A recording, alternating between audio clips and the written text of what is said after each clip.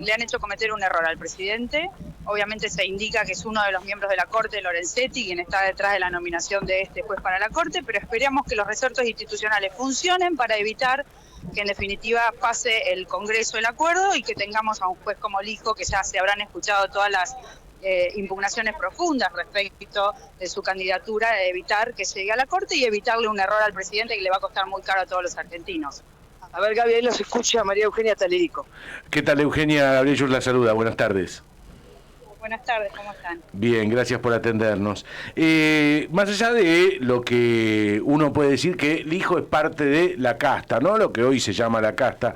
Y le pregunto, Eugenia, ¿hay algún juez que no lo sea? Le pregunto porque cuando uno ve la cantidad de candidatos que pueden llegar a ocupar la Corte Suprema en general, no es que uno está diciendo, bueno, ahí viene el Papa Francisco.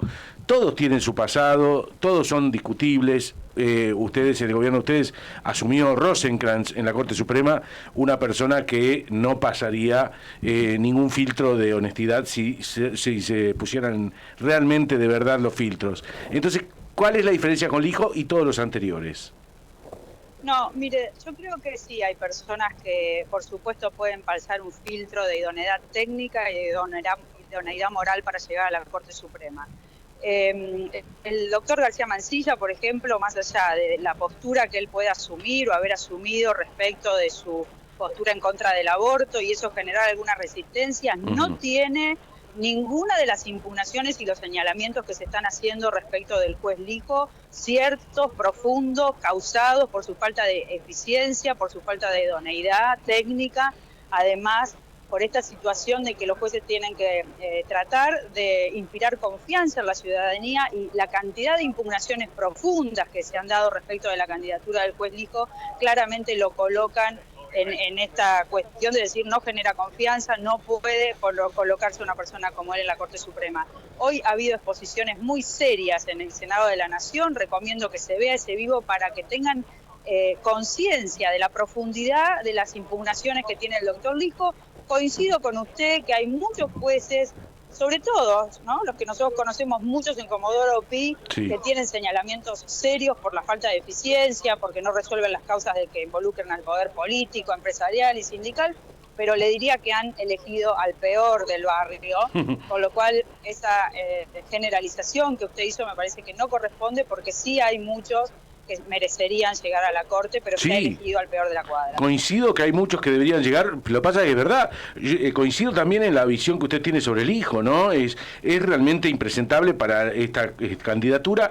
García Mansilla lo mismo, ¿no? Me parece no es menor una persona que considera que las mujeres que sufren una violación no tienen derecho a acceder a una interrupción legal del embarazo, y esta persona en la Corte Suprema, sinceramente, a mí me hace mucho ruido. Lo que pasa es que la postura del Lijo hace que todo esto sea invisibilizado, pero ambos no son los mejores candidatos para una Corte Suprema, si pretendemos que sea una Corte Suprema que nos dé orgullo, lejos está de serlo.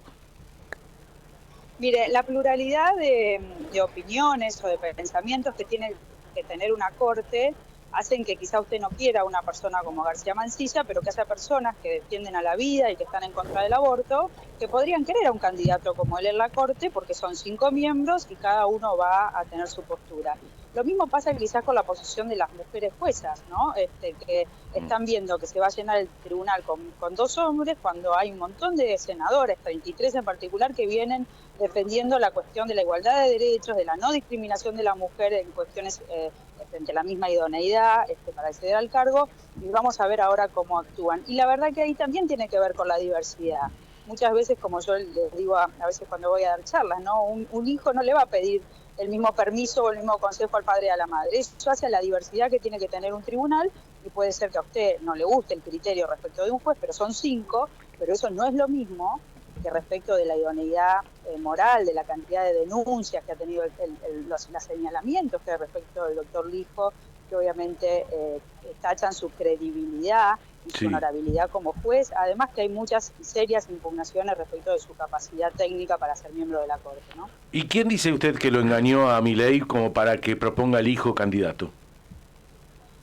Bueno, a ver, lo que usted lee es lo mismo que leo yo, y obviamente ahí hay un rol de Lorenzetti que quedó en minoría, que siempre aparentemente ha querido volver a ser el presidente de la Corte. Han circulado noticias de que ha tenido un acercamiento con Javier Milei y que ha sido quien quizás le aseguró que por lo menos ya serían dos versus otros dos. Habría que ver si García Mancilla entra en ese mismo paquete de negociaciones para equilibrar un poder de una Corte. Es una Corte que ha venido dictando fallos muy importantes para reivindicar a nuestra Constitución, ¿no? Esto de los mandatos de los gobernadores que ha limitado, la inconstitucionalidad del Consejo de la Magistratura, que ha emitido alguna opinión respecto de los problemas de la política, que tiene que solucionar la política como para que no se judicialice todo. Están mirando con ojos el decreto de necesidad y urgencia, ¿no? Respecto de si todo en un totum es o no constitucional, y es una Corte que va a hacer respetar la ley. Y bueno, muchas veces al poder eso obviamente lo molesta porque lo limita. Así que bien cómo vino este asunto no lo sabremos nunca quizás, pero ojalá podamos evitar que se cometa este error, y es el Senado de la Nación quien ahora tiene la palabra. Gracias por su tiempo, Eugenia. A ustedes, que tengan buenas tardes. Bien.